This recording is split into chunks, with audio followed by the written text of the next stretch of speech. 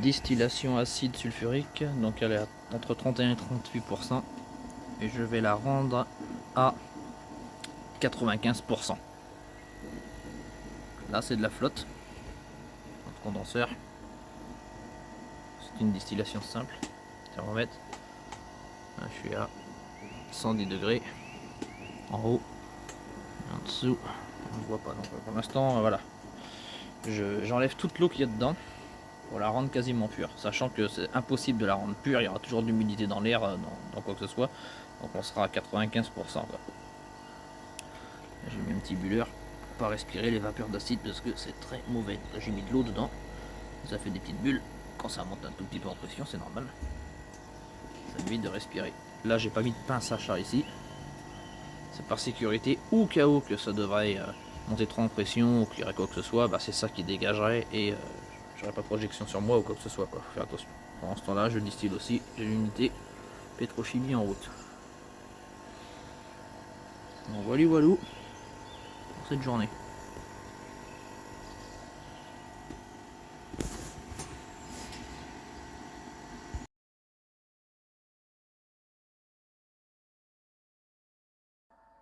Bon voilà, on arrive à sa fin. L'acide sulfurique à 100% pur. Là ce qu'on voit là, la vapeur, c'est de l'eau. C'est de l'eau qu'il y a dedans. Ça ne supporte pas l'eau forcément. Le but c'est d'enlever toute la flotte pour l'avoir pure.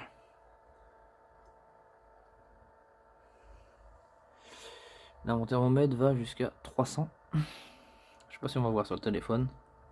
Je suis à plus de 300, faut être à 337. Je dois y être en calculant à peu près.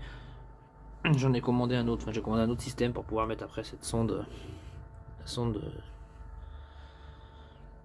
de la chaufferie, enfin du bordel. C'est là pour l'instant je le règle en défaut comme ça, mais je gère avec mon thermomètre comme ça surtout. Après, ça pourrait réguler tout, ça sera le top. Là, le condenseur, c'est une distillation simple. Et là c'est de l'eau, je récupère, c'est toute la flotte. Ça vaut rien quoi, c'est de l'eau distillée, enfin de l'eau distillée, déminéralisée comme on dit.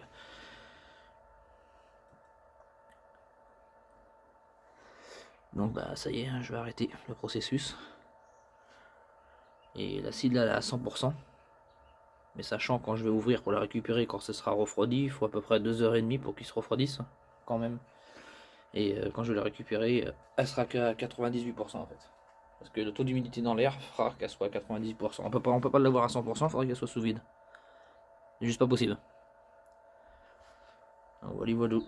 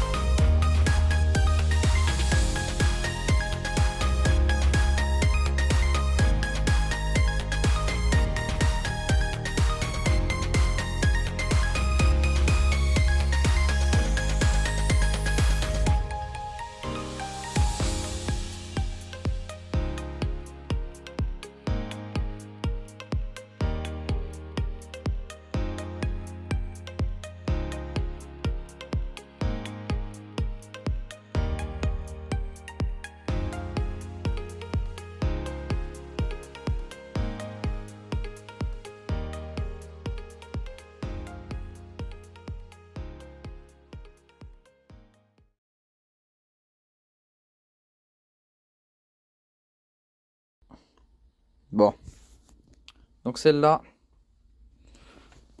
c'est de l'acide sulfurique pur à 98%.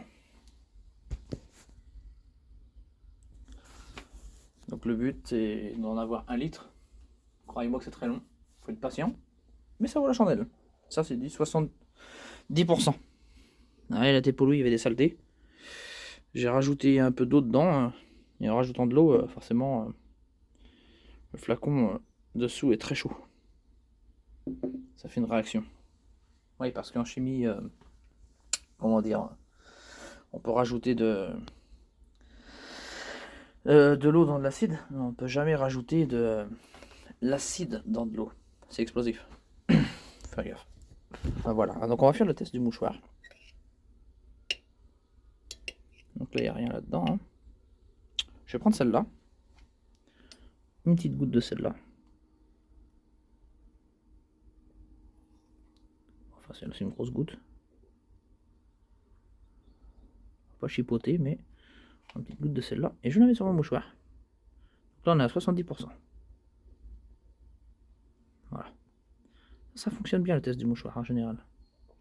Là, j'ai plus rien. 70%. Et là, on va prendre là 98%. Voilà, c'est pareil. Là, j'en ai un peu trop mis. J'en enlève un peu. Donc, là, elle est beaucoup plus visqueuse. On dirait comme une genre d'huile. Ça fait plus liquide comme de la flotte. C'est très visqueux. Voilà, j'en ai pris une goutte, mais alors une maigre goutte. Allez, je la mets. Je la mets dessus. Des gens, la couleur instantanément, elle change.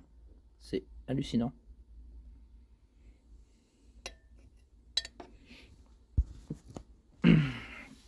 Voilà ce qui se passe. Je vais refermer les pots pendant ce temps-là. Donc toujours hein, des plastiques spécifiques et on fait pas n'importe quoi avec des acides. C'est extrêmement dangereux. L'acide, ça rigole pas. Là, on plaisante pas avec ça. Hein. Surtout celle-là. Regardez ce qui se passe. Donc là, waouh. Ça l'a bouffé en quelques secondes. Là, ici, pas grand chose se passe. Je vais l'étirer un peu pour voir s'il est déchirant quand même. Pas comme ça. Alors ici, oh, le trou. Ah bah tiens, il y a une petite goutte qui était sur l'établi. Il vient de l'éponger.